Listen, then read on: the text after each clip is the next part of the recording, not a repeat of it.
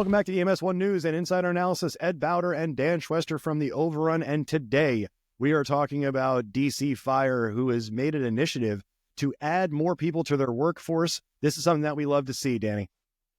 I love this.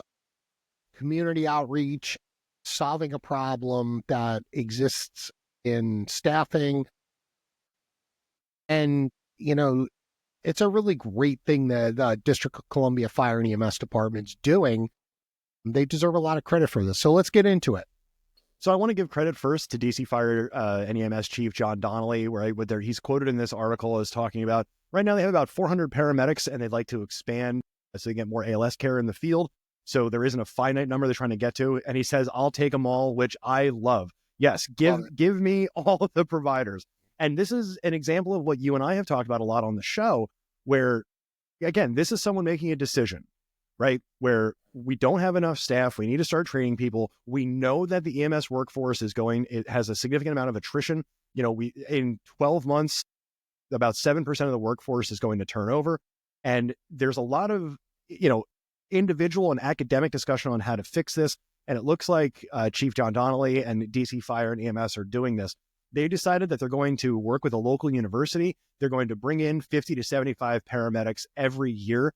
So they're essentially sponsoring these people to go through this program, to become paramedics, to go out and work.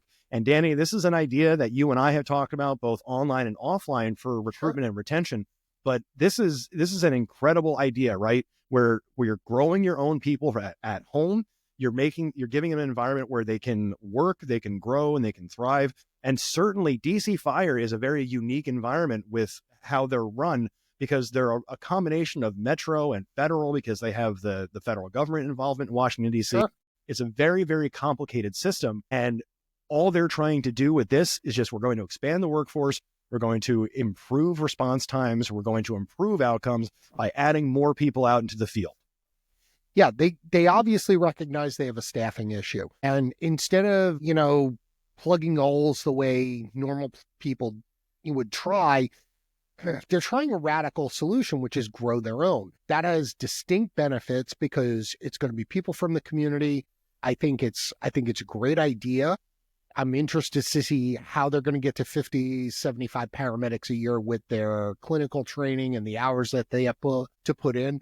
But I'm sure they've thought about it. So we're going to see if this works. And this might be a model for other municipalities or local agencies or regional agencies to start sponsoring education, because that is a significant bar to getting people into the profession. Most people have to lay out their own money, especially at the EMT level, and not a lot of people have that money. So this might be an opportunity for people to get into the profession and for DC to pick up a bunch of paramedics.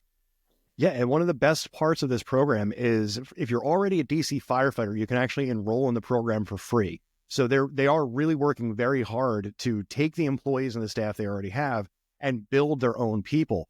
But if you're a resident in DC and you decided that you're going to go through this program, you can apply for financial aid to cover the 3-semester program. So that's another thing, right? This is a 3-semester program, where in New Jersey, we tend to have like full-on 2-year programs. There's other projects in other states that have shorter programs. But this is what I really like about this from the systems analyst standpoint, right? You already have your staff at DC Fire. You're trying to grow your firefighters into EMS workers as well. We know that about 80% of all fire services is EMS in the first place, right? So we're building out that fire department. We're adding a skill set to the firefighters we already have. And if you're in DC and you need work, come on out. You can come on down. You can learn to be a paramedic.